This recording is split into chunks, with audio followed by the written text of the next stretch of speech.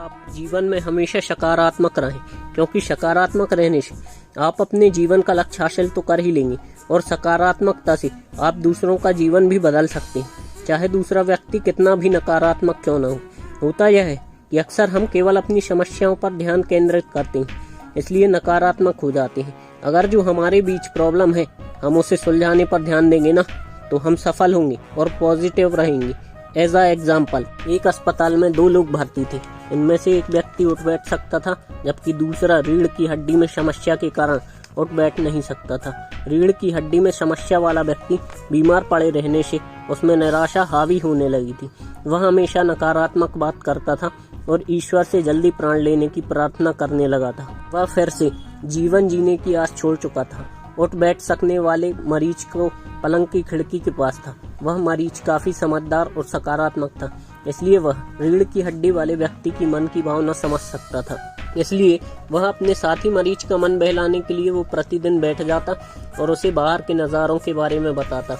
वह कहता, बाहर छोटे छोटे बच्चे पार्क में खेल रहे हैं, रखवाली महिला उनका ध्यान रखने के लिए साथ साथ चल रही है, पेड़ों पर सुंदर चिड़िया चहक रही है, पार्क में एक तालाब भी है जिसमें सुंदर रंग बिरंगी मछलियां हैं।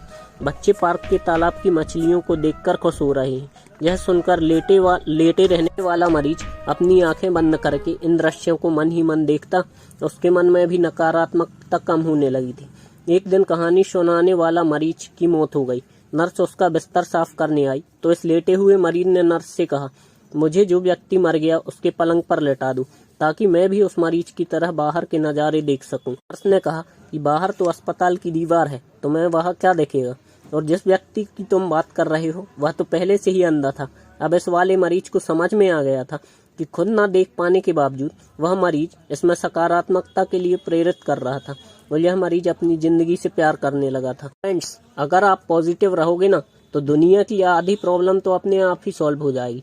आप अपनी जिंदगी में सकारात्मकता का भाव अपनाएं, हमेशा पॉजिटिव रहें। जय हिंद।